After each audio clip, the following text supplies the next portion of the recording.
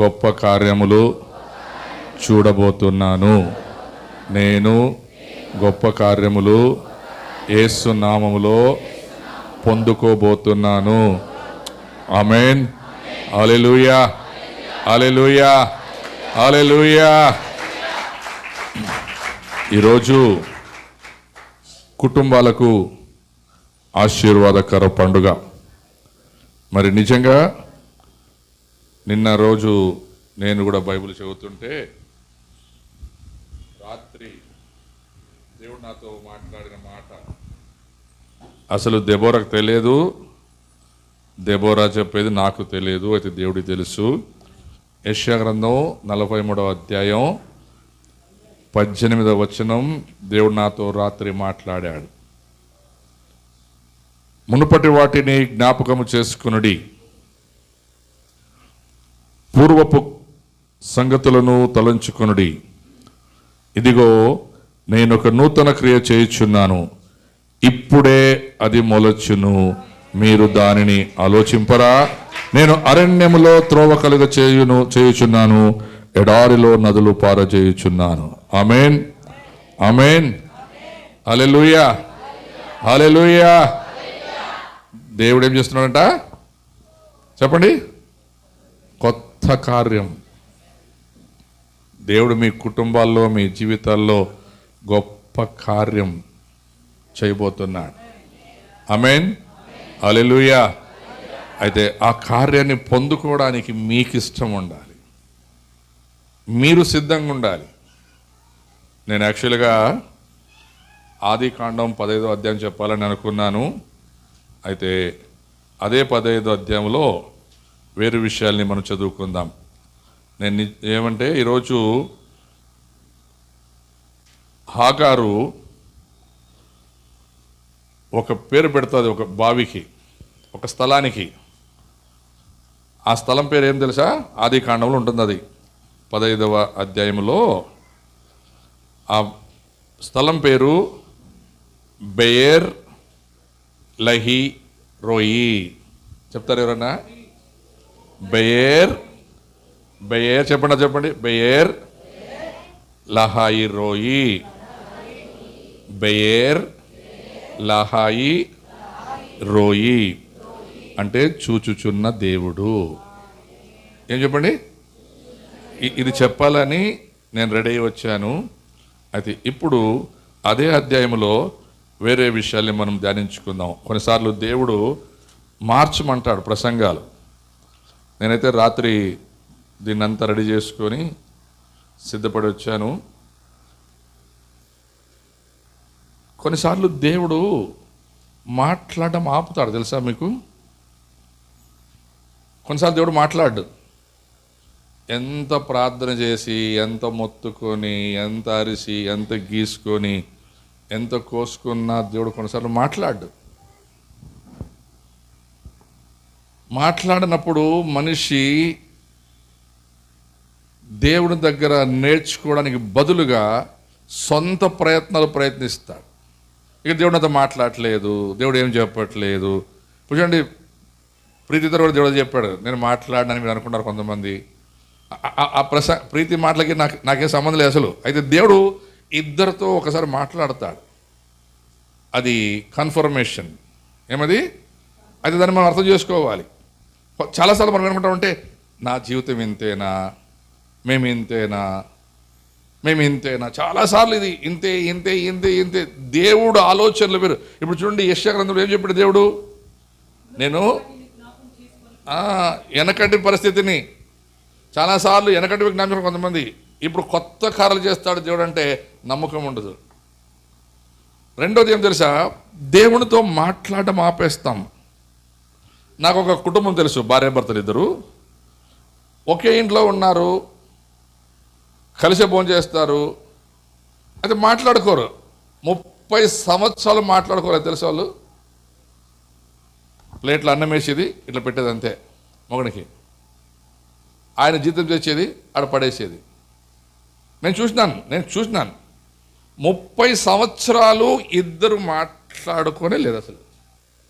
కనీసం బాగున్నావా అని భార్యని భర్త అడగడం కానీ, భార్య భర్తని భోజనానికి రాని పిలిచినటువంటి పరిస్థితులు లేవు ఆ కుటుంబంలో. 30 సంవత్సరాలు ఎలాగుంటుందో చెప్పండి పరిస్థితి. హలో, మరి మీ కుటుంబాలు ఎలాగో నాకు తెలియదు, మీరు భార్య భర్తలు ఎలాగో నాకు తెలియదు. 30 సంవత్సరాలు ఆ కుటుంబంలో భార్యాభర్తల మధ్యలో నికటమైన కమ్యూనికేషన్ అంటే ఏమంటారు, మాటలు, సరైనటువంటి సంభాషణ, కూర్చొని టైం గడపడం లేదు. కాబట్టి వారి పిల్లల పరిస్థితి భయంకరంగా మారిపోయింది. కారణం ఏం తెలుసా? తల్లిదండ్రులే. నేను ఎప్పుడు చెప్తాను, తల్లిదండ్రులే. పిల్లలకు మంచి స్నేహితులు చెప్పండి. The best friends for the children is a parents. అమ్మా నాయనే మంచి స్నేహితులు. బయట ఉండే వాళ్ళందరూ ఏమంటారు, అంతలో వచ్చి ఇంతలో పోయేవాళ్ళే. అయితే ఈరోజు చాలామంది విచిత్రం ఏంటంటే, మా అమ్మ నాయనన్నా నేను విడిచిపెడతాను సార్, నా ఫ్రెండ్ విడిచిపెట్టిన సార్, వీడు బోగసోడు, వీడు అస్సలు బోగసోడాడు. ఎందుకంటే అమ్మ నాయన గురించి తెలియదు వాడికి. చాలాసార్లు చూడండి, మీ నాయన చినిగిపోయిన బనీని వేసుకొని నీకు మంచి అంగి కొనుక్కొని వస్తాడు. మీ అమ్మ అన్నం తినుకోకుండా ఎత్తిపెట్టి నా కొడుకు నా బిడ్డ వస్తారని ఆయమ్మ ఉపవాసం ఉండి అన్నం పెడతాది. లేదా? పెట్టలేదంటే ఆయమ్మ తల్లే కాదు, పెట్టలేదంటే తండ్రే కాదు నన్ను అడిగితే. చాలాసార్లు తల్లిదండ్రులు తమకు లేకున్నా తమ పిల్లలు బాగుండాలని ఆలోచిస్తారు. అయితే పిల్లలు బాగైన తర్వాత ఆ తల్లిదండ్రులు మర్చిపోతారు. అందుకే నేను చాలా చెప్తాను కదా, మా చిన్నప్పుడు చిల్డ్రన్ హోమ్స్ ఉండేవి, పిల్లలకి హాస్టల్ ఉండేవి. అయితే ఇప్పుడు ఓల్డేజ్ హోమ్స్ ఎక్కువైపోయినాయి. ఇప్పుడు ఓల్డేజ్ హోమ్స్ అమ్మా నాయన్ని తీసుకొని పోయి ఆశ్రమంలో పెడతారు. కొడుకులు ఆడ అమెరికాలో ఫారిన్లో ఉంటారు, బాగా బుద్ధివంతులు కాదు, అజ్ఞానులై కన్న తల్లిని తండ్రిని హాస్టల్లో పెడుతున్నారు. చూసారా? పరిస్థితి మారిపోయింది, కుటుంబ స్థితి మారిపోయింది. పిల్లలకి అవ్వ తాత అంటే తెలియదు కొంతమందికి, అంతేందుకు కొంతమందికి అమ్మ నాయన ఎవరో తెలియదు. అమ్మ తెలిసిండే నాయన తెలిసినాడు, నాయన తెలిసిండే అమ్మ తెలిసి ఉండదు. ఒక రోజున మా ఫ్రెండ్ ఏడుస్తున్నాడు నా దగ్గర, అమెరికా నుంచి ఒకసారి నా ఫ్రెండ్ వచ్చాడు. వాడు 18 సంవత్సరాల కొడుకు ఉంటే కూడా ఆ కొడుకుతో సరిగ్గా మాట్లాడిన టైమే లేదంట. ఆయన ఎంత బిజీ అంట. పొద్దున్నే పనికి పోతాడు, రాత్రి 12 గంటలకు వస్తాడు. వాడు పనికి పోయినప్పుడు కొడుకు పండుకుంటాడు, మళ్ళీ రాత్రి వచ్చినప్పుడు మళ్ళీ పండుకొని ఉంటాడు. అట్లా 18 సంవత్సరాలు అయిందంట. కొడుకుకి తండ్రికి సరైనటువంటి రేపో లేదు. అయితే ఏమైంది తెలుసా, ఒకరోజు తెల్లవారి తొందరగా వీడు పని ముగించుకొని ఇంటికి వచ్చినాడంట. ఇంటికి వచ్చి బెల్ కొడుతున్నాడంట. బెల్ కొడితే కొడుకు పోయి డోర్ తీసి గట్టిగా వస్తాడు, మమ్మీ ఎవరో అంకుల్ వచ్చినాడు రా మమ్మీ అంటాడంట. ఎవరైనా చెప్పండి, ఏమన్నాడు నాయన్ని? మమ్మీ ఎవరో అంకుల్ వచ్చినారు మమ్మీ రా మమ్మీ అంటే ఆయన చూస్తే ఎవరో అంకుల్ కాదు రా మీ డాడీ. మా డాడీయా? నేను ఎప్పుడు చూడలేదే, మా డాడీని ఎప్పుడు చూడలేదే. ఇప్పుడు అదే పరిస్థితి. యేసుప్రభు దిగొచ్చి తలుపు కొట్టి ఆయన అన్నారు కదా, ఇదిగో నేను తలుపు తడుచురాను తెరవండి అంటే తలుపు తీసి ఎవరయ్యా నువ్వు అనే పరిస్థితిలో చాలామంది క్రైస్తవులు. ఎందుకంటే క్రైస్తవులకి తండ్రితో నికటమైన సంబంధం లేదు, తండ్రితో బాంధత్వం లేదు, తండ్రితో మాట్లాడడం లేదు. బిజీ లైఫ్ అయిపోయింది. చర్చికి రావడం కూడా కొంతమంది కష్టం, ప్రార్థన చేసుకోవడం కష్టం. ఇంట్లో నేను నిన్నొకటి పెట్టినాను, యూట్యూబ్లో చూసినా లేదా, మా ఫ్రెండ్ వాళ్ళది, ఇది వేరే ఫ్రెండ్, సెట్రకొది కాదు, కుక్కకి వాడు అన్నం పెట్టి పక్కకు పోతుంటే ఆ కుక్క ఇట్లా పిలిచి ప్రార్థన చేయంటా ఉంది. వాడు ప్రార్థన చేసినాక ఆ కుక్క తింటా ఉంది. మరి ఎన్ని కుక్కలు ఎట్లా తింటా నాకు తెలియదు, నేను కుక్కరని మీరు బాధపడొద్దండి. ఆ కుక్కన్న కనీసం ప్రార్థన చేసుకొని తింటుందంట. మరి చాలామంది మనుషులకి ప్రార్థన అంటే రాదు, పెడితే చాలు ఊరికే గబుక్కని మింగేదే. దేవుడితో సంబంధం, తండ్రితో సంబంధం కోల్పోయారు. ఇంట్లో భార్యాభర్తలు మాట్లాడుకోరు సరిగ్గా, తల్లి పిల్లలు మాట్లాడుకోరు సరిగ్గా. ఏమంటే బిజీ. ఏం బిజీ లేదు, మొబైల్ బిజీ. ఎవరు మాట్లాడినారు మీరు? ఇప్పుడు చెప్పండి, మీకు ఎవరు దేవుడు? మాట్లాడరు. నేను ఎప్పుడు చెప్తా, నేను చర్చికి వస్తే నా మొబైల్ స్విచ్ ఆఫ్ అంటే స్విచ్ ఆఫ్. నేను ఇప్పుడు ఆరాధనలో ఎవరితో మొబైల్ మోగుతుండేడా, నేను ఇప్పుడు జస్ట్ చూస్తే రింగ్ వినపడి నాకు స్విచ్ ఆఫ్ చేసి పడేయండి. ఇంటికి వచ్చిన తోటనే భార్య భర్తలు మీరు బాగా ఉండాలి, దీవించబడాలి అంటే మొబైల్ పడేయండి పక్కకి. మొబైల్ని చూసుకుంటా అన్నం పెట్టు, మొబైల్ని చూసుకుంటా ఏం తింటావంటే మొబైల్ ఏం తింటారు చెప్పండి? నేను చెప్తాను సార్, సంభాషణ చాలా ప్రాముఖ్యం. దేవుడితో కూడా సంభాషణ ఆగిపోయింది. ఒకసారి చూద్దామంట, ఆదికాండం 12వ అధ్యాయంలో దేవుడు మాట్లాడడం ప్రారంభించాడు. తీయదండి, నేను చెప్తాను వినండి. అబ్రహాముతో దేవుడు మాట్లాడడం ప్రారంభించాడు. 12వ అధ్యాయంలో మాట్లాడిన దేవుడు 13, 14 అధ్యాయంలో మాట్లాడడం ఆపేస్తాడు. మీరు చదవడం కావాలంటే పోయినాక 12వ అధ్యాయంలో దేవుడు మాట్లాడిన తర్వాత 13, 14 అధ్యాయంలో దేవుడు మాట్లాడడం ఆపేస్తాడు. దీనికన్నా ఘోరమైంది కూడా చెప్పురా. మలాకి గ్రంథం నుండి మత్తయి సువార్త మధ్యలో 400 సంవత్సరాలు దేవుడు అస్సలు మాట్లాడు. దాన్ని చీకటి సమయం అంటారు, ద డార్క్ ఏజ్. 400 సంవత్సరాలు దేవుడు మాట్లాడకుండా ఇశ్రాయేలు విడిచిపెట్టాడు. కారణం ఏం తెలుసా? వారి మొండితనం, సింపుల్ మొండితనం. ఈరోజు చాలామంది యేసు ప్రభుని మాట్లాడనివ్వకుండా మొండిగా పడిపోయారు. పనుల బిజీ, కుటుంబంలో కూడా మాట్లాడవు, బిజీ బిజీ బిజీ బిజీ.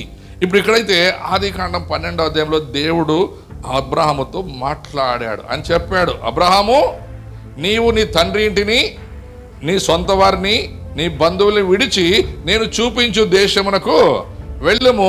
నేను నిన్ను గొప్ప చేస్తాను, ఆశీర్వదిస్తాను, నీ ద్వారా సకల గోత్రములను లేకుండా వంశాలు ఆశీర్వదిస్తాను చెప్పాడు కదా దేవుడు. నీ ద్వారా అందరినీ, భూమి మీద ఉన్న అందరిని ఆశీర్వదిస్తాను. అబ్రాము నమ్మెను, అది అతనికి నీతి ఆయన. అబ్రాము నమ్మాడు. అబ్రాము నమ్మి బయలుదేరి వచ్చాడు. ప్రయాణంలో ముందుకు సాగుతున్నాడు. అయితే 13, 14 అధ్యాయుల్లో ఎందుకు దేవుడు మాట్లాడడం ఆపేశాడంటే, దేవుడు చెప్పిన మాటని అలక్ష్యం చేశాడు. ఆయన ఏం చెప్పంటే, మీ తండ్రిని ఎంట పెట్టుకొని రావద్దు, మీ తండ్రి దేవతల్ని ఎంట పెట్టుకుని రావద్దు. ఎందుకంటే అబ్రహాము తండ్రి విగ్రహారాధికుడు, తెరుగు ఎవరు? విగ్రహారాధికుడు, విగ్రహాలు అమ్ముకునేవాడు. వాడిని విడిచిపెట్టరా అంటే ఆయన ఎంట పెట్టుకొచ్చాడు. తర్వాత ఏం చెప్పాడు? నీ బంధువులు ఎవడు ఎంట ఉండకూడదు, ఎందుకంటే ఆ బంధువులు కూడా ఎవరు? విగ్రహారాధికులే, బంధువులు విగ్రహారాధికులే. వీరిద్దరిని తీసుకొని వచ్చుకున్నాడు అబ్రహాము. దేవుడు మాట్లాడడం ప్రారంభించాడు. మధ్యలో తెరుగు చనిపోయాడు. తర్వాత వాళ్ళ తమ్ముడు వేరైపోయాడు. ఇప్పుడు అన్నదమ్ములు ఇద్దరు ఏమైపోయారు? వేరైపోయారు. ఇప్పుడు దేవుడు మాట్లాడడం ప్రారంభించాడు. ఇప్పుడు చూద్దామంట 15వ అధ్యాయం చదవండి. 15వ అధ్యాయం చదవండి, చాలా బాగుంటుంది. ఇది ఏం జరిగింది ఇప్పుడు? అధ్యాయం ఒక ఆరంభం చూడు ఎట్లా రాశాడో. ఇది జరిగిన తర్వాత ఏం జరిగిన తర్వాత? విడిపోయిన తరువాత, వేరైపోయిన తరువాత, అబ్రహాము వాళ్ళ నాన్న చనిపోయిన తర్వాత, ఆయన లోకముతో సంబంధాన్ని తెంచుకున్న దీని అర్థం చెప్పాలంటే లోకముతో సంబంధం తెంచుకున్న తర్వాత, ఇది అయిపోయిన తర్వాత. ఈరోజు చాలా మంది విశ్వాసులు, దేవుని బిడ్డలు లోకంతో సంబంధం తెంచుకోరు. దేవుడు కావాలా, లోకము కావాలా? అవ్వ బేకు, బువ్వ బేకు. అవ్వ బువ్వ యాదోడు తెంచుకోవాలా? లేదయ్యా, రెండు కావాలయ్యా. అసలు ఈ అధ్యాయం ప్రారంభం చేయడం భలే ఉంది. ఇది తరువాత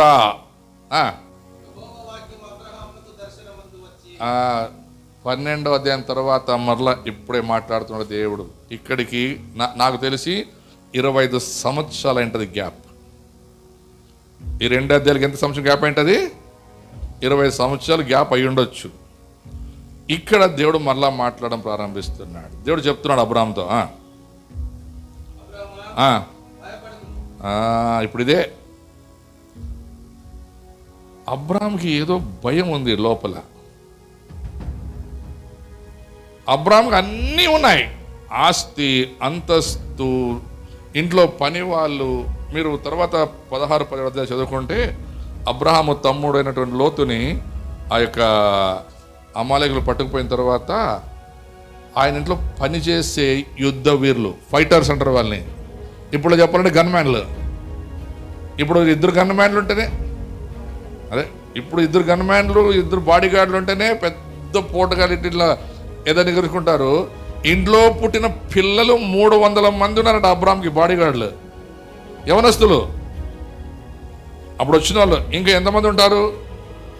ఆ బాడీ గార్డులకి ట్రైనింగ్ ఇచ్చే ట్రైనర్స్ ఎంతమంది ఉంటారు? అప్పట్లో కర్ర తిప్పేవాళ్ళు, ఇట్లా ఇప్పుడు లెక్క లేవు కదా, రాకెట్లు గన్నులు లేవు అప్పుడు. కర్ర తిప్పేవాళ్ళు, రాకెట్లు బాణాలు ఇడిసేవాళ్ళు, ఒక్కొక్కడు ఒక్కొక్క విద్య. రాయి ఇసిరేవాళ్ళు, దావి చూసాం కదా, ఒడిసెలు తిప్పేవాడు. ఇట్లా ట్రైనింగ్లు ఇచ్చే ట్రైనర్స్ ఎంతమంది ఉంటారు? అంతమంది ఉండే అబ్రహాముకి ఇప్పుడు ఏమొచ్చి చెప్పండి? భయం. నేను మొన్న అమ్మ చెప్తాను, ప్రీతి కూడా చెప్పినట్లేను, ఫస్ట్ టైం నా లైఫ్లో భయం అంటే ఏమో మొన్న ట్రైన్లో నాకు అర్థమైంది. సస్తానని కాదు, నాకు సస్తానని భయమే లేదు. ఎందుకంటే ఉంటే ఈడ పోతాయి ఆడ. ట్రైన్లో వస్తా ఉన్నాను, ట్రైన్లో ఏదో సౌండ్ వస్తూ ఉంది. ఏమి సౌండ్ నాకు అర్థం కాలే. ఎంతసేపు అటు ఇటు చూసి బ్యాగ్ తీసి పడేసి ఆ ట్రైన్ వీల్స్ కాడ మళ్ళీ చెవు పెట్టి విని అన్నీ.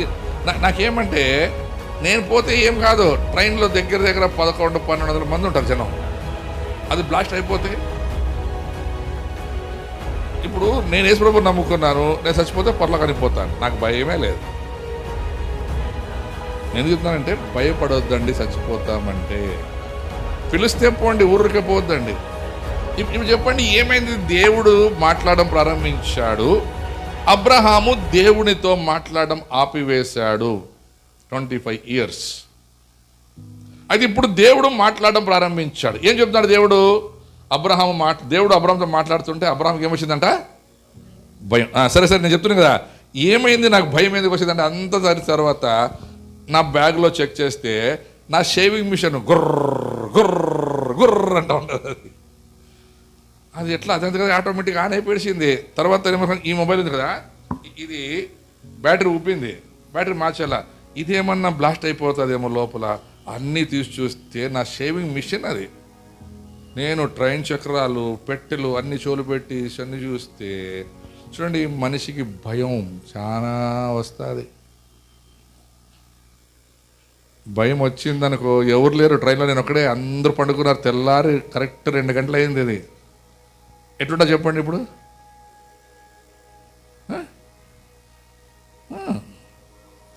అబ్రాహాంకి భయం వచ్చిందంట. అబ్రాహాంకి అన్నీ ఉన్నాయి. అబ్రహాముకి లేని లోటు ఏమీ లేదు. అమ్మ ఇరమ్మ నన్ను చూడు, అడేం చూస్తారు, నన్ను చూడండి వినండి. అబ్రహాముకి లోటు ఉందా? లోటే లేదు. అబ్రహాముకున్న గొర్రెలు ఎన్ని తెలుసా? మీకు ఒకసారి చెప్పినట్లా, నేను 6 కిలోమీటర్ల పొడవు అన్ని గొర్రెలు ఉన్నాయంట. లెక్కేస్తాం అప్పుడు ఎన్నైతే. ఒంటెలు, పాలిచ్చే గాడిదలు, పాలిచ్చే ఆవులు, పాలిచ్చే మేకలు, పాల కోసమే వాళ్ళు వేరే ఉంటాయి. ఇజ్రాయెల్లో గోట్ చీజ్ అంటే ఈ మేకది చీజ్ చేస్తారు. దాన్ని ఏమంటారు, నెయ్యి, వెన్న తీసి దాన్ని చీజ్ చేసి ఆ చీజ్ తింటాం. భలే టేస్ట్ ఉంటుంది అది. మనం మేకపాలు తాగాలంటే అంటాం. అయితే మేకపాలు చాలా మంచివి, ఆరోగ్యానికి మంచివి. అవి దానికి స్పెషల్ ఉంటుంది. గోట్ చీజే వేరే ఉంటుంది ఇజ్రాయెల్లో. మరి అవి వేరు. అన్నీ ఉన్నాయి, పని మనుషులు ఉన్నారు, 300 మంది బాడీ గార్డ్స్ ఉన్నారు. అబ్రహాముకు భయం వచ్చింది. ఏమొచ్చింది? అబ్రహాముకి భయం వచ్చింది. ఆయనకున్న భయం ఏం తెలుసా? అయ్యా ఇంత ఆస్తి ఉంది, అంతా ఉంది, నేను పోతే ఎవరు అనుభవిస్తారయ్యా? ఏమి లేకున్నా మనకే 3 సెంట్లు జాగా ఉంటేనే పోవాలంటే తనకలాడుతాం. మనకి దేశమే అయింది, ఆస్తి అంత ఉంది. ఇప్పుడు ఆయనకి పోవాలంటే భయం ఉంటుందా లేదా? ఆయనకు భయం వచ్చిందంట, అబ్రహాంకి భయం వచ్చిందంట. ఏం భయం చెప్పండి? నేను పోతే నా ఆస్తికి వారసుడేవాడు. వారసుడెవడు?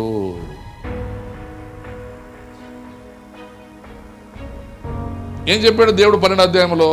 నేను నిన్ను ఆశీర్వదించి గొప్ప చేసి నీ ద్వారా భూమి మీద నున్న సమస్త వంశావళులను ఆస్వాదిస్తానని చెప్పావు కదా దేవుడా.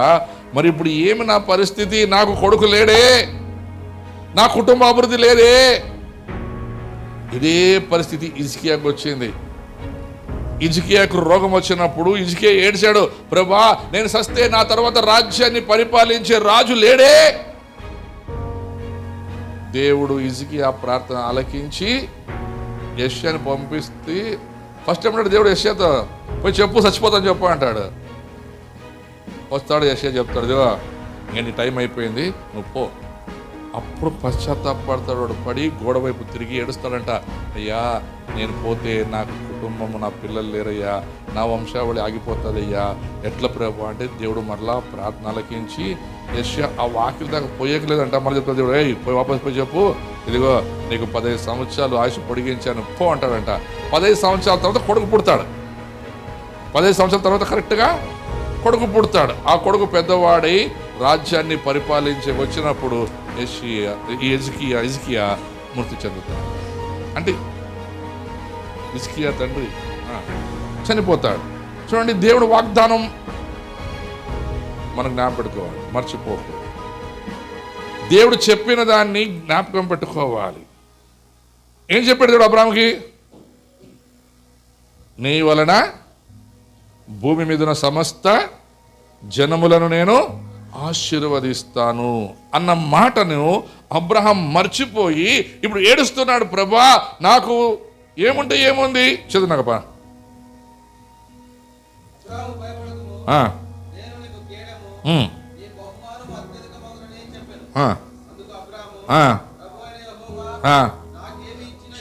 చూడండి, దేవా నువ్వు నాకు ఏమిస్తే ఏం ప్రభా, నాకు ఇంక ఏం తక్కువ ఉంది, అన్నీ ఇంకా ఇస్తూనే ఉండవు.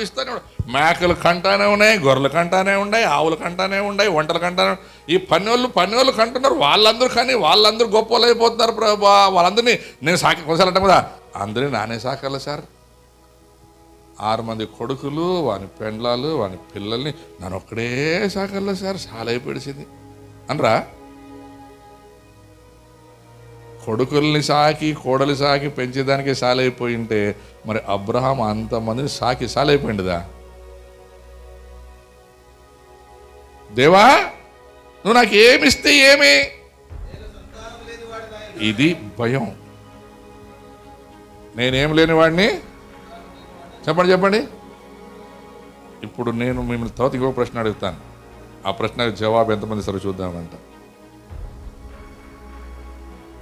అబ్రహాముతో దేవుడు మాట్లాడి చెప్తున్నాడు, అబ్రహమా భయపడద్దు, నేను నీకు కొడుకునిస్తాను, ఆ కొడుకు నువ్వు ఇస్సాకు అని పేరు పెడతావు.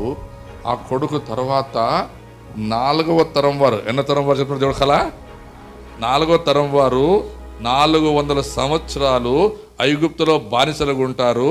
ఆ బానిసత్వం నుండి మళ్ళా నేను వారు విడిపిస్తాను, వాళ్ళు గొప్ప ధనికులై తిరిగి వస్తారని దేవుడు చెప్తుంటే అబ్రాము ఊరుకో దేవుడా, నాకు లేదు, ఆలి లేదు, సోలి లేదు, మీరే పెట్టుకోండి కొడుకు పేరు. ఈ అబ్రాహం ఏడుస్తున్నాడు, ప్రభా నువ్వేమో ఎప్పుడుదో చెప్తుంటావు కథ, నాకు ఇప్పుడు చెప్పు కొడుకు లేడే. కొట్లాడుతున్నాడు దేవుడితో. ఈ కొట్లాట్లో అబ్రాహం ఒకటి మర్చిపోయి మళ్ళొక తప్పు చేశాడు. ఆ తప్పు మళ్ళొక తప్పును చేయించింది. ఇది చాలా మంది కుటుంబాల్లో జరిగేది, నేను చెప్తాను. అబ్రహాము తప్పు చేశాడు, సారా తప్పు చేయలేదు. చాలా మంది సారా తప్పు అంటారు, కానీ నా మాటకు అబ్రహామే తప్పు. అబ్రహాముతో దేవుడు ఇప్పుడు మాట్లాడుతున్నాడు. ఏమని మాట్లాడుతున్నాడు? అబ్రహామా నేను నీకు కొడుకునిస్తాను అని చదువునాక తొందరగా.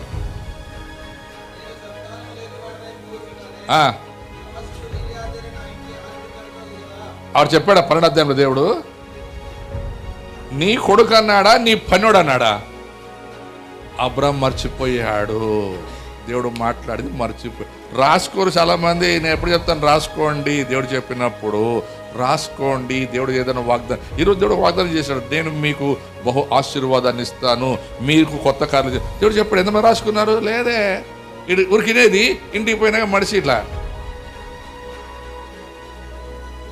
దులుపుకొని పోయేది. పోయేటప్పుడు లేచిన తోడనే మనం చేసేదేమే దులుపుకొని పోయేది అంతే. ఇది అది అన్నించిపెట్టిపోయేది. అబ్రాహాం కూడా మర్చిపోయాడు. 12వ అధ్యాయంలో దేవుడు మాట్లాడింది మర్చిపోయి ఇప్పుడు ఏమన్నాడు? ఏమైంది? ఏముంది దేవుడా, నా కొడుకు లేడే. దేవుడితో కొడుకే అన్నాడా, సంతానం అన్నాడా? మళ్ళీ ఏమన్నాడు? నీ ద్వారా ప్రతి జనం ఆశ్రయించబడతారు, ప్రతి జనం ఆశ్రయించబడతారు, నీ సంతానం గొప్పది అవుతుంది అన్నాడు.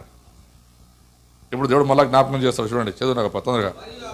మరియు అబ్రహాము, ఇదిగో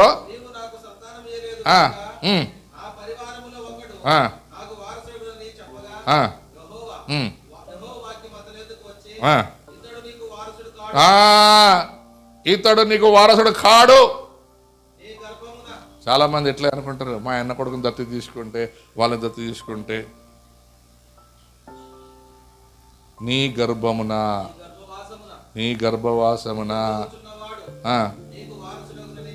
హల్లెలూయా, హల్లెలూయా, హల్లెలూయా, హల్లెలూయా. నీ పేరేం పేరు? నువ్వే మా దీనమ్మ మనవరాలు నీలవతి. ఎన్ని సంవత్సరాలు పెళ్ళి? పిల్లలు లేరే? బాధ. ఇంకెవరికి పిల్లలు లేరు? ఈ వాక్యం అర్థం చేసుకోండి. దత్తు తీసుకుంటే వాడు దత్తపుత్రుడే, పుడితే వాడు నీ సొంత. దేవుడు ఇస్తాడు, ఎదురు చూడాలి, ఎదురు చూడాలి. గాయత్రి కూడా 2 ఏళ్ళు అయింది అంకల్, అమ్మా 2 ఏళ్ళు అయిందమ్మా, అమ్మా. మాట ఇచ్చినవాడు. నేను చెప్తాను ఎందుకు అబ్రహాముకి సారాకి పిల్లలు పుట్టడానికి గ్యాప్ వచ్చిందో నేను చెప్తాను మీకు. నాకు తెలిసి ఇది ఎవరు చెప్పిండ్రు, నాకు తెలిసి చెప్పారేమో అయితే నేను చెప్తాను, జాగ్రత్తగా వినండి. అబ్రహాముతో దేవుడు చెప్పాడు 12వ అధ్యాయంలో. ఇప్పుడు మరలా ఏం చేస్తున్నాడు దేవుడు? జ్ఞాపకం చేస్తా ఉన్నాడు, జ్ఞాపకం చేస్తున్నాడు. అబ్రహాము నీ పనివాడు కాదు, నీ కొడుకే, నీ కొడుకే.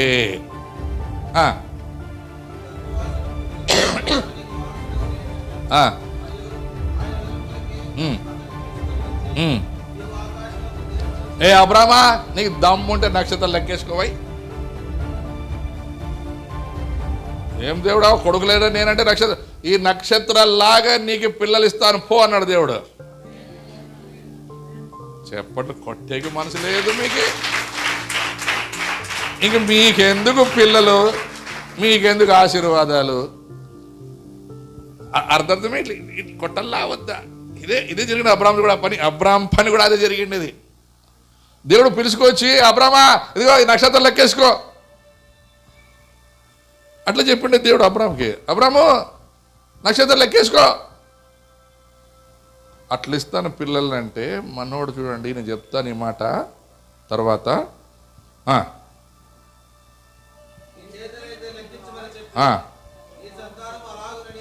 చూడండి, నీ సంతానము అలాగవునని చెప్పాను.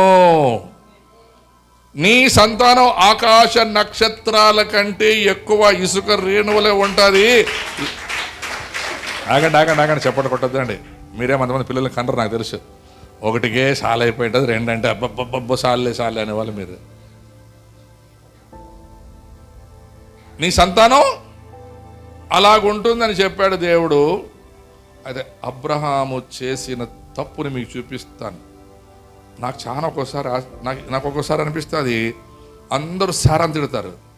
సారా ఇచ్చింది ఆగర్నని. సారా ఇచ్చింది, వానికి ఏం బుద్ధి లేదా తీసుకోవడానికి? సారా మొండిది, ఆడోళ్ళు చాలా మొండోళ్ళు. మొగుడి మాట వినరు, దేవుడి మాట వినరు. అయితే అబ్రాహాంకి ఏమైంది? దేవుడే మాట్లాడుతున్నాడు కదా. అబ్రాహాం చేసిన తప్పేం తెలుసా? సారాకు చెప్పకపోవడమే. రాత్రి దేవుడు మాట్లాడాడు, పిలిచి చెప్పాలా, అమ్మా సారా చెప్తా. తర్వాత ఇక్కడ ఒక చూద్దామంటాడా ఎక్కడ? ఉమ్, ఉమ్, ఉమ్, ఉమ్. అవునా? దేవుడు చేశాడా? దేవుడు చేయడే. గర్భఫలం యెహోవా అనుగ్రహించు, ఆయన గర్భఫలాన్ని ఇస్తాడు. అదే అవ్వకుండా నవ్వింది కొన్నిసార్లు. దేవుడు సారా కుమారుని కంటే ఈ ముసలి వయసులోనా నవ్విందంట. అప్పుడు గది ముసలాడు, ఏయ్ బుద్ధిలేందాడా, దేవుడు చెప్పినాడు. కొంతమంది మొగుళ్ళు గద్దించరు. ఏడాలే సార్, ఊరికి దాంతో వచ్చిందంట.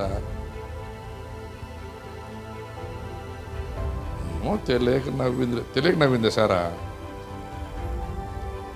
తెలియక నవ్విందే సారా? తెలిసే నవ్వింది. మనిషి మాట్లాడలేదు, దేవుడు మాట్లాడుతున్నాడు. దేవుడు మాట్లాడుతున్నాడు. అదే ప్రీతి ద్వారా కూడా దేవుడు మాట్లాడింది. కొంతమంది అనుకున్నారంట దేవుడు మాట్లాడతాడా, అవుతుందా? చూడండి, మా ఇద్దరికి అసలు కమ్యూనికేషన్ లేదు ఈ సబ్జెక్టుకి. చాలా మందికి అది ఉంటుంది లోపల. నిజంగా నా దేవుడు చేస్తాడా, అవుతుందా?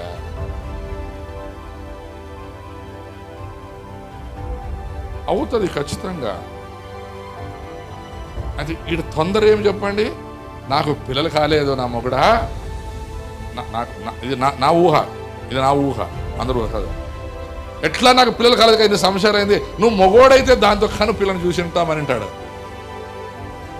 ఈ మొగోడు ఉప్పు కారం తినేవాడు ఊరుకుంటాడా? నాకేమొచ్చింది, పోయే నువ్వు ఇచ్చినా కదా తీసుకొని పోయినాడు, కన్నాడు పిల్లని. చాలాసార్లు ఇట్లా మాట, నువ్వు మొగోడైతే వాడు మొగోడు కాబట్టి 90 సంవత్సరాలు సంసారం చేసింది మొగోడితో. ఇది నా ఊహ, ఇది నా కల్పితం, ఇది బైబిల్ చెప్పేది నా కల్పితం ఇది అని ఉండొచ్చు సారా అని కోపం వచ్చి ఇచ్చింటది. వీడు కోపం వచ్చి వీడు తీసుకొని పోయినాడు, కొడుకు పుట్టినాడంట. పుట్టినాడు పేరు ఇస్మాయిల్. గాడిది కానీ దేవుడిని గాడిద వంటాడు వాడు. బైబిల్ చెప్పి మీకు తెలుసు, ఇస్మాయిల్ అంటే గాడిద వంటి వాడంట. అందరినీ కొడతాడు వాడు. ఊరికే పోయే తగులుతాడు, పోయే తగ్గ కొడతాడు.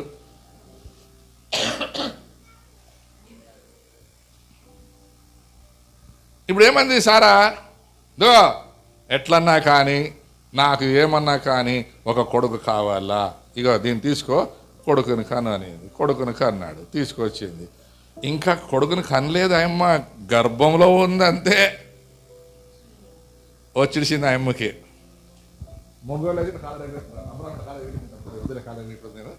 అబ్రాహం కాళ్ళ ఎగిరేసినాడు. చూసినావేమే, నన్ను మొగోడంటే చూడాడా? ఇప్పుడు ఈ అమ్మ ఓనర్ పనేమైపోయింది, పనేమో ఓనర్ అయిపోయింది. ఇప్పుడు ఈ అమ్మ గర్భవతి కాలేదు కదా. ఇప్పుడు ఆయమ్మ చూసి ఎగతాలు చేసిందట,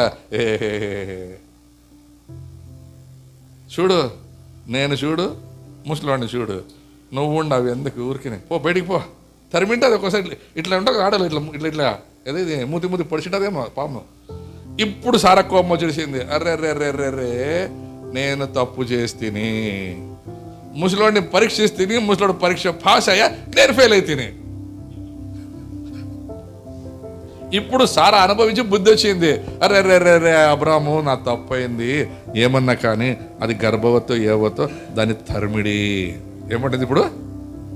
దాన్ని తరిమిడి. అప్పుడు అబ్రాహం అంటాడు కదా, ఆ అమ్మ నా పనేమో కాదు, ఆ అమ్మ నేను తెచ్చుకోలేదు, నేను అడగలేదు, నువ్వే తెచ్చుకున్నావు, నీ పని ఏమో నాకు ఇచ్చున్నావు, నాకు సంబంధం లేదు, నువ్వే ఏమన్నా చేసుకో. ఇప్పుడు సారా ఏమన్నా ఏం చేసిందంట, తరిమేసింది. ఇదొక కథ. అయితే దీని మధ్యలో దేవుడు అబ్రాహాంకి ఏం చెప్పాడో, తనకు పుట్టబోయే కుమారుని గురించి 13వ వచనం చదువుకుందామంట. 15వ అధ్యాయం 13వ వచనం. నీ సంతతి వారు తమది కాని పరదేశమును నివసించి ఆ దేశము వారికి దాసులుగా నందురు. వారు 100 ఏండ్లు వీరిని సమపెట్టుదురు.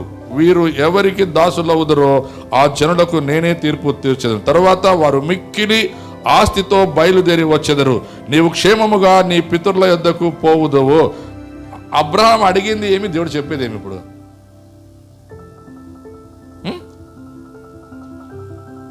అబ్రహాం అడిగింది ఏమి, దేవుడు చెప్పేది ఏమి? అబ్రహాం కొడుకుని అడుగుతుంటే దేవుడు ఆయన లాస్ట్ దిన చెప్తాడు, అబ్రామా నీ చివరి దినాల్లో బాగుంటావు, నువ్వు వృద్ధాప్యం చచ్చిపోతావు. అబ్రహాం సావు అడిగినాడా, పిల్లలు అడిగినాడా? దేవుడు చెప్పేది ఏమి అవసరం మీద మరి చదువుకోండి కావాలంటే చదువుకప్ప. అరే ఇప్పుడు నాకు ఇంట్లో నా కొడుకు లేడయ్యా, నా భార్య గర్భవతి కాలేదా అంటే నువ్వు ఎప్పుడో జరిగే చెప్తావు. అబ్రహాం ఇసాకును కనెను, ఇసాకు యాకోబును కనెను, యాకోబు యూదాను కనెను, యూదా వారిని కనెను, వీళ్ళు వాళ్ళని కనెను. అలా అందరూ అయినాక మోసేని ఎవరు కనరి? వాళ్ళ అమ్మ కనెను. అప్పటికి ఎన్ని తరాలు? దగ్గర 10 తరాలు. ఒక 10 తరాలు అనుకుందాం. ఇప్పుడు నాకు లేడయ్యా కొడుకు కొన్నిసార్లు అంటాం కదా, ఇప్పుడు తినేకి తాగే గంజి లేదంటే ఎవడో పెండికి బిర్యానీ పెడతాడు అన్నట్లుంది పరిస్థితి. ఇది ఇంట్లో ఏం లేదు, గంజి లేదు తాగేకి. వాడు ఏమంటాడు, బిర్యానీ తిందాం పెండ్లికి పోయాడు. ఎప్పుడు పెండ్లి? ఇంకో నెల తర్వాత. అప్పుడు దాకా ఇప్పట్లది పరిస్థితి అబ్రామ్దే. ఇప్పుడు నాకు కొడుకు లేడో దేవా అని ఆయన అడుగుతుంటే దేవుడు చెప్తాడు, ఇదిగో 400 సంవత్సరాలు నీ వాళ్ళు ఆడుంటారు, మళ్ళీ వస్తారు. అది కాదు దేవా, ఇప్పుడు చెప్పు, నాకు ఇప్పుడు చెప్పు అని అబ్రాహం అంటాడు. దేవుడు అంటాడు, ఇప్పుడుది కాదురా నేను చెప్పేది, జరగబోయేది చెప్తానని దేవుడు అంటాడు. వీళ్ళిద్దరు చూడ ఎట్లుండే కథ. వీళ్ళిద్దరి మధ్యలో ఇంకో కథ చూస్తున్నాం, పెద్ద జోక్ ఇది. ఈ జోకుని నేను నవ్వి కొంచెంసేపు చాలా నవ్వుకున్నాను. 16వ అధ్యాయము 4వ వచనం.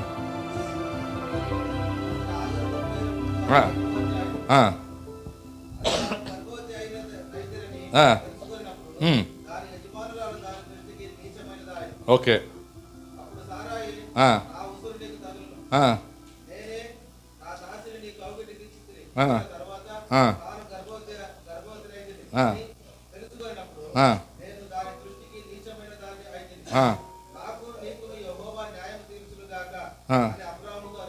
అసలు అబ్రాహాంకి ఎందుకు ఉసురు రావాలి ఇప్పుడు? ఇది పెద్ద జోక్ కదా. పంపించింది ఆయమ్మే, కనమని చెప్పింది ఆయమ్మే, సవాలు చేసింది ఆయమ్మే. ఇప్పుడు ఏమంటది, దాన్ని గర్భవతి చేస్తే నన్ను నువ్వు గర్భవతి చేయలేదు, నీకు శాపం వస్తుంది రా ముసలోడా అంటా ఉండదు. ఇది జోక్ కదా,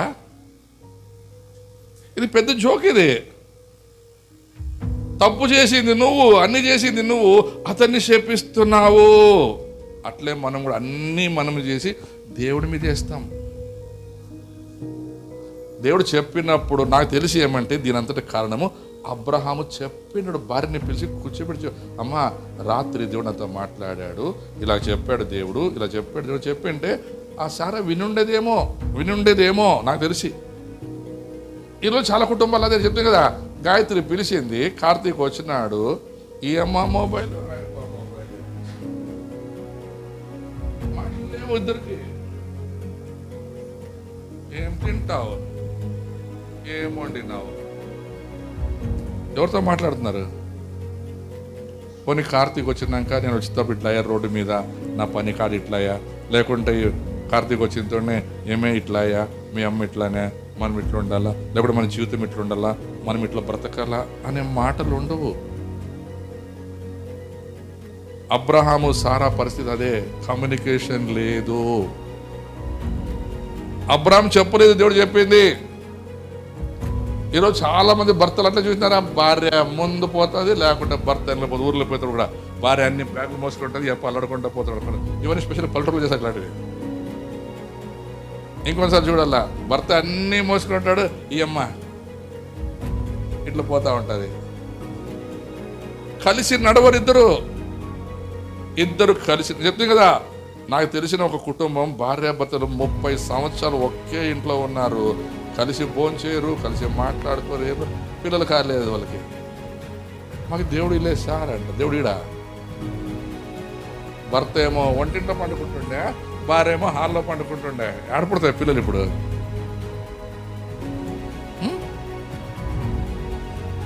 ఇక్కడ కూడా అబ్రహాము సారాకు చెప్పలేదు అని నేను అనుకుంటున్నాను. సారా రాత్రి దేవుడు నాతో మాట్లాడాడు, నేను నీకు కొడుకునిస్తాను, ఆ కొడుకు ఇలా పెరుగుతాడు. నాకు ముందు విషయం చెప్పాడు దేవుడు, మన పిల్లలు ఐగుప్తుకు పోతారు బానిసలుగా, మళ్ళీ అక్కడి నుంచి వస్తారు, గొప్పలు అవుతారు. సారా నా మాట విను, కొద్దిగా నిదానం చెయ్యి అని చెప్పినాడు ముసలాడు. నీకేం చెప్పాలే, మగవాళ్ళందరూ అట్లే, దానికి ఏం చెప్పాలి సార్, ఆడదానికి అన్ని చెప్పలేం సార్. చెప్పుకున్నందుకే ఇక్కడ అయ్యిండేది కథ. చెప్పింటే ఈ కథ అయి ఉండేది కాదు. చెప్పకుండా ఉన్నందుకే సారా అబ్రహాముని దూషిస్తూ ఉంది, నీకు నాకు దేవుడు తీర్పు తీర్చునుగా. కానీ చెప్పిండొచ్చు కదా రాత్రే, అమ్మా దేవుడు నాతో మాట్లాడాడు, నక్షత్రం లెక్కేసుకోమన్నాడు, ఇంతమంది అవుతారన్నాడు, ఓపిక పట్టమ్మా. నీకేం చెప్పాలి, నువ్వు ఆడదానివి. ఇప్పుడు సంఘం ఏమి, స్త్రీయా పురుషుడా? మరి ఎందుకు చెప్పాలి దేవుడు అన్నీ నీకు? దేవుడు అన్నీ నీకు ఎందుకు చెప్పాలా? ఆయన చేసేవన్నీ ఎందుకు చెప్పాలా? ఎందుకు చెప్పి నిన్ను మెప్పించాలా? నీకేం అవసరం ఉంది ఆయనకి? ఆయన ఒక మాట అంటాడు, నా స్నేహితుడైన అబ్రహాముకు చెప్పకుండా నేనేమైనా దాచుతున్నా. అయితే అబ్రహాము దాచాడు. ఈరోజు చాలామంది భర్తలు దాస్తారు, అలాగే స్త్రీలు కూడా దాస్తారు, చెప్పరు, మాట్లాడరు. టైం లేదు కూర్చొని మాట్లాడడానికి, టైం లేదు. భార్యాభర్తల మధ్యలో కూర్చొని కమ్యూనికేషన్ లేదు. దేవునితో కూడా మాట్లాడరు ఈ మధ్యలో. చాలా బిజీ అయిపోయినాం. ప్రతి పని పని పని పని పని పని పని పని పని పని. అబ్రాహాముకు అన్నీ ఉన్నాయి, లేవా? ఏమన్నాడు అబ్రాహాము? నాకు ఏముంటే ఏం ప్రయోజనం ప్రభువా, నాకు ఒక భయం ఉంది. ఏం నా భయము? పిల్లలు లేరు కదా ప్రభువా. ఇప్పుడు నా ప్రశ్న మీ అందరికీ, అబ్రహాముకు పిల్లలు లేరు, సారాకు పిల్లలు లేరు, ఓకే, దేవుడు మిమ్మల్ని పిలిచాడు, మీరు నా కొరకు పిల్లల్ని కనమన్నాడు, ఆయన కొరకు ఆత్మలు సంపాదించమని. మరి ఎంతమంది కంటున్నారు? ఎంతమంది దేవుని కొరకు పిల్లల్ని కంటున్నారు? ఇంకొందరు దొంగలు, ఈ హాగార్ లాగా దేవుడు చెప్పిన పిల్లల్ని కనరు, పక్కింట్లో పిల్లలు తీసుకొచ్చి వీళ్ళంతా నా పిల్లలే అంటారు. దొంగ సేవకులు, దొంగ పరిచయం, దొంగ విశ్వాసకులు.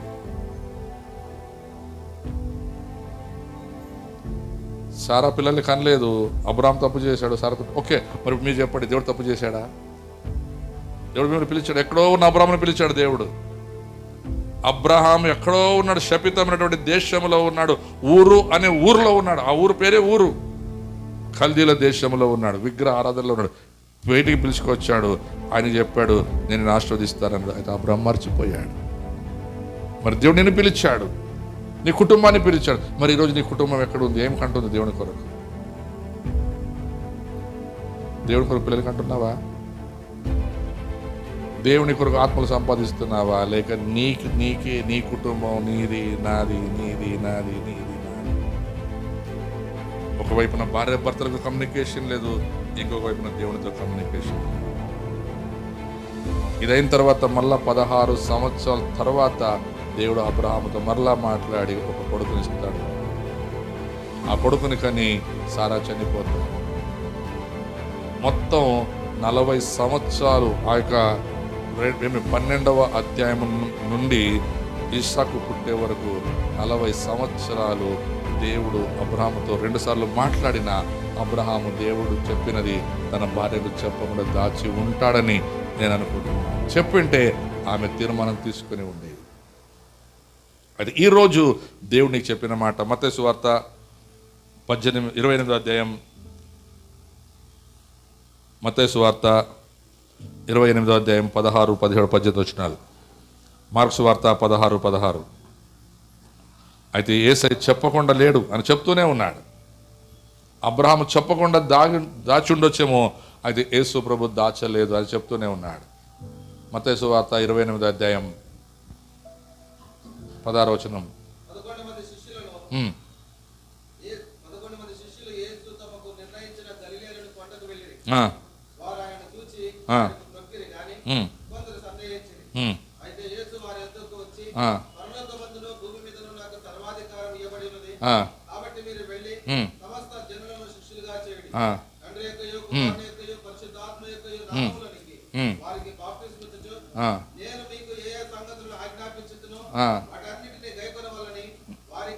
యాక్చువల్ చెప్పాలంటే వాటిని బోధించాలి. నేను చెప్పినదే అబ్రహాము తన భార్యకి చెప్పి ఉండకపోయి ఉండొచ్చు.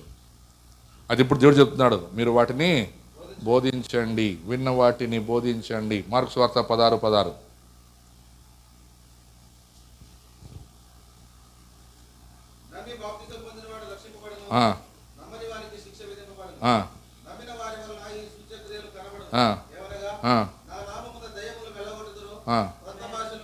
దాని పైన చదువు, దాని పైన 14 వచ్చిన చదువు.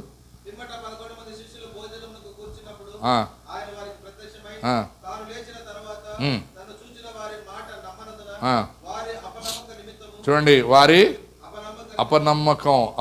ఈరోజు చాలా సంఘంలో అదే అపనమ్మకం. దేవుడు ముందుగానే వాక్యాన్ని ప్రారంభించే ముందే ప్రీతి ద్వారా మీతో మాట్లాడాడు. కొంతమందికి అపనమ్మకం ఉంది, ఇది అవుతుందా, ఇది నిజమా, దేవుడు మాట్లాడుచున్నాడా? మాట్లాడతాడు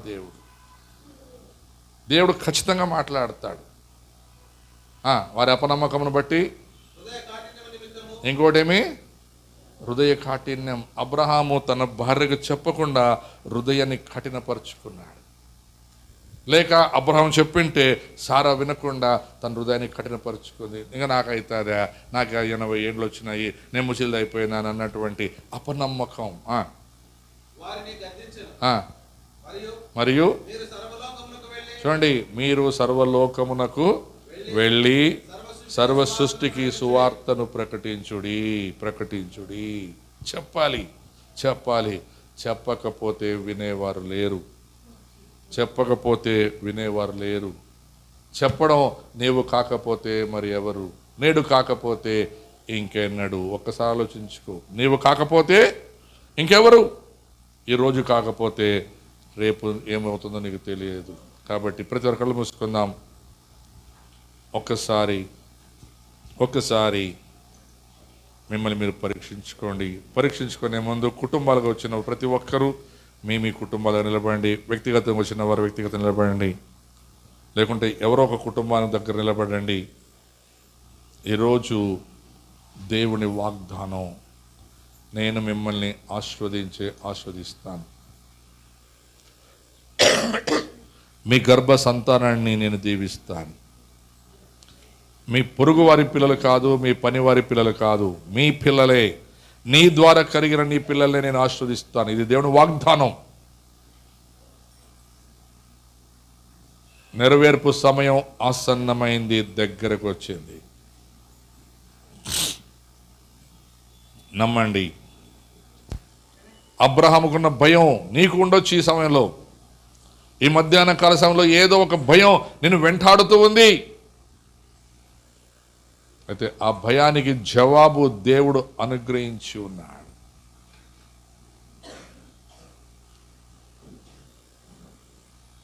నేను వాక్యాన్ని ప్రారంభించే ముందే దేవుడు మీతో మాట్లాడాడు తన బిడ్డ ప్రీతి ద్వారా. అదే మాట దేవుడు నెరవేర్చబోతున్నాడు. అనుమానాన్ని తీసివేసుకోండి, నమ్మండి. నమ్ముట నీ వలనైతే నమ్మువానికి సమస్తము సాధ్యం. ఈ మధ్యాహ్నం యేసయ్య మాట నమ్మదగిన మాట.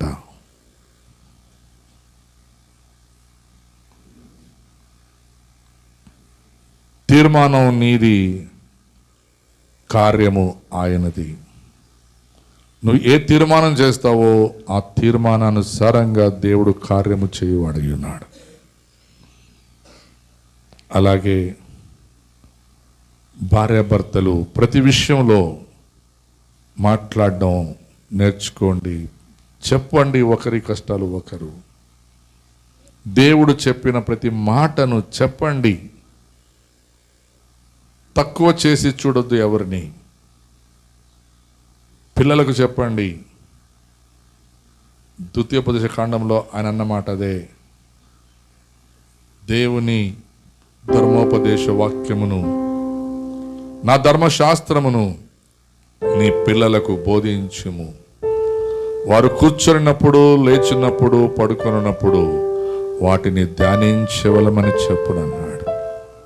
దేవుడు నీకు ఏదైతే చెప్పాడో, తండ్రి, కుమార, పరిశుద్ధాత్మ త్రిత్వంలో ఏకత్వమైన ఏక దేవుడు నీకు ఏమేమి బోధించాడో వాటిని చెప్పు. నా అనాలిసిస్ అంటే నా యొక్క విషయం నేను గ్రహించింది, అబ్రహాము సారాకు చెప్పకపోవడమే హాగారుతో తాను వెళ్ళడం. అబ్రహాము ముందుగానే సారాకు చెప్పింటే ఆ పరిస్థితి వచ్చి ఉండేది కాదు. ఈరోజు చాలా కుటుంబాల్లో అదే పరిస్థితి. వినదని భయమేమో, చెప్తే తీసుకోదన్నటువంటి భీతి ఏమో. కాబట్టి ఈరోజు చెప్పడం ప్రారంభించండి. దేవుడు తప్పకుండా తన చిత్తాన్ని నెరవేరుస్తాడు. మీ పనివారినో లేక మీ ఇరుగు పొరుగు వారినో మీ అన్న తమ్ముళ్ళ పిల్లలనో కాదు, కానీ నీ పిల్లలని, నీ గర్భాన్ని దేవుడు తాకి నడిపించును కాక. పరిశుద్ధుడా, ప్రేమయుడా, మహోన్నతుడా, సర్వశక్తిమంతుడా యేసయ్యా మీకు వందనాలు. అవును ప్రభా నాయన, మీరు అబ్రహాముతో ఆదికాండం 12వ అధ్యాయంలో మాట్లాడిన మాటలు ఆయన మర్చిపోయి ఉండవచ్చును, లేక తన భార్యతో డిస్కస్ చేసుకోకుండా ఉండవచ్చును, లేక మరలా అతను మర్చిపోయి మీతో కమ్యూనికేషన్లో లేక మీతో మాట్లాడక మీతో నాయన నడవక ఉండవచ్చును మరలా 15వ అధ్యాయంలో మీరు మాట్లాడడం ప్రారంభించారు. అప్పుడు కూడా అతను తన భార్యకు చెప్పకుండా దాచి ఉండవచ్చును అందు నిమిత్తమే నాయన తండ్రి నాయన సారాకు కోపం వచ్చి హాగారుని ఇచ్చి ఆ యొక్క కష్టాన్ని తెచ్చుకున్నదై ఉండొచ్చును దీనంతటి కారణం కమ్యూనికేషన్ లేకపోవడమే, భార్యాభర్తల మధ్యలో సరైన అండర్స్టాండింగ్ లేకపోవడమే నాయన. మరి ఈ రోజున తండ్రి అలాంటి కుటుంబాలు ఇక్కడ ఖచ్చితంగా ఉన్నాయి అందుకే మీరు మాట్లాడారు ప్రతి కుటుంబాన్ని దర్శించండి, దీవించండి, ఆశ్రయించండి. భార్యాభర్తల మధ్యలో ప్రేమ ఐక్యతను పుట్టించమని కోరుచున్నాను. అలాగే మీరు నాకు ఇచ్చిన అధికారముతో తండ్రి ఈ అందరినీ ఆస్వాదిస్తాను ఆస్వాదించండి, దీవించండి, మీరే మహిమ పొందమని వారు రాసిన అబ్రహాము సకల ఆశీర్వాదాలు యేసుక్రీస్తు నామములో రానిగాకని ఘోషిస్తున్నాను.